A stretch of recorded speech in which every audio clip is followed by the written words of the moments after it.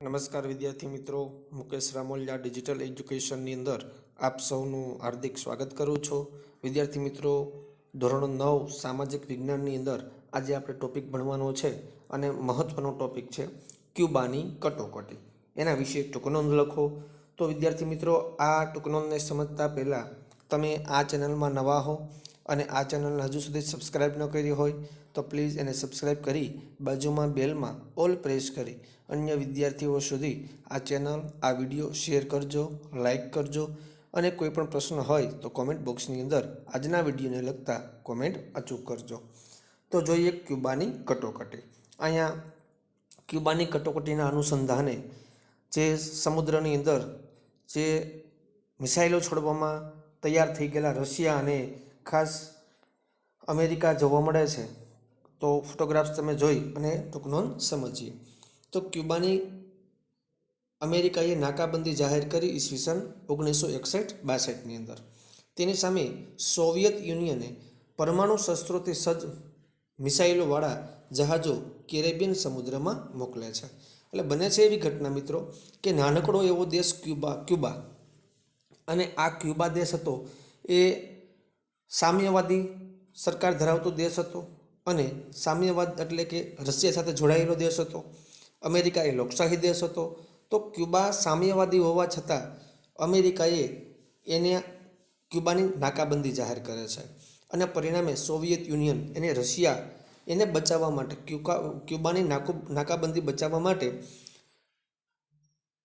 શસ્ત્રોથી સજ્જ મિસાઇલવાળું જહાજ જે કેરેબિયન, અહીં તમે ચિત્રની અંદર જોઈ શકો છો કે સમુદ્રમાં મોકલી આપે છે.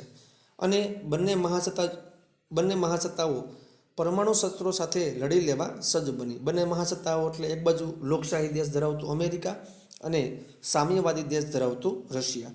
આ બંને મહાસત્તાવાળા દેશો હતા. આપણે અગાઉ જોયું તો ઠંડા યુદ્ધ દરમિયાન બે વચ્ચે ઘણા બધા તકલીફો, ઘણા બધા અડચણરૂપ પ્રશ્નો ઉદ્ભવ્યા હતા અને એના પરિણામ સ્વરૂપ વિશ્વ પરમાણુ યુદ્ધના આરે આવીને ઊભું રહી ગયું હતું. અમેરિકા અને સોવિયત યુનિયન અને રશિયાના વડાઓ સાથે પહેલી વખત હોટલાઇન પર વાતચીત થઈ. જ્યારે રશિયાએ સમુદ્ર માર્ગે આજે મિસાઇલવાળું જહાજનું કેરેબિયન સમુદ્રમાં મોકલે છે, ત્યારે અમેરિકા અને રશિયા બંનેના જે વડાઓ હતા, બંનેના જે વડાપ્રધાન અથવા તો રાષ્ટ્રપતિઓ હતા, એ બે હોટલાઇન ઉપર પહેલી વખત વાતચીત કરવા માટે તૈયાર થાય છે. અને બંને પક્ષોને પરમાણુ શસ્ત્રોથી થનાર વિનાશનો ખ્યાલ આવે છે. એકાબીજા વચ્ચે ધમકીઓ આપે છે અને ધીમે ધીમે બંને પાસે પરમાણુ હથિયાર અને શસ્ત્રો તો બંને પાસે હતા જ, પરંતુ શસ્ત્રોથી વિનાશ થશે એવો બંને નેતાઓને એવું ખ્યાલ આવે છે અને ટૂંકમાં પરમાણુ શસ્ત્રોની ઉપયોગિતા તેની બિન ઉપયોગિતામાં રહેલી છે. એટલે કે આનો આપણે બંને ત્યાં સુધી ઉપયોગ ન કરીએ તો દેશ માટે, વિશ્વ માટે સારામાં સારું કાર્ય કરી શકાય. આમ છેવટે સોવિયત યુનિયને પોતાના વહાણ પાછા વાળવાનો વિચાર કરી વહાણ પાછા વાળે છે. એટલે કે રશિયા જે સમુદ્રની અંદર જે મિસાઇલ ભરેલું જે કેરેબિયન હતું, જે મોટું ટેન્કર હતું, એને પાછું વળવા માટે નિર્ણય લે છે. આ બંને વચ્ચેની યુદ્ધની ઘટના ટળી જાય છે અને આ ઘટનાને ક્યુબાની કટોકટી તરીકે ઓળખવામાં આવે છે.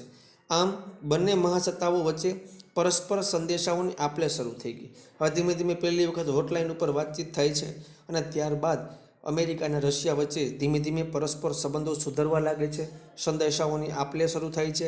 બંને મહાસત્તાઓ વચ્ચે જે ગેરસમજણનો જે માર્ગ હતો એ મોકળો બની જાય છે. હવે બંને વચ્ચે એટલું બધું જે પહેલાંના જેવો તંગ પરિસ્થિતિ જોવા નથી મળતી.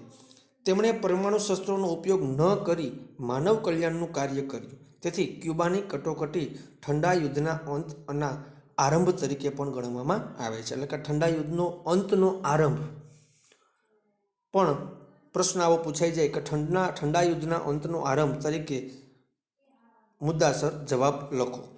તો આ પ્રમાણે આપણે ક્યુબાની કટોકટી લખી શકાય. તો વિદ્યાર્થી મિત્રો, આજના વિડીયો લેક્ચરની અંદર આપણે અહીં સુધી રાખીશું.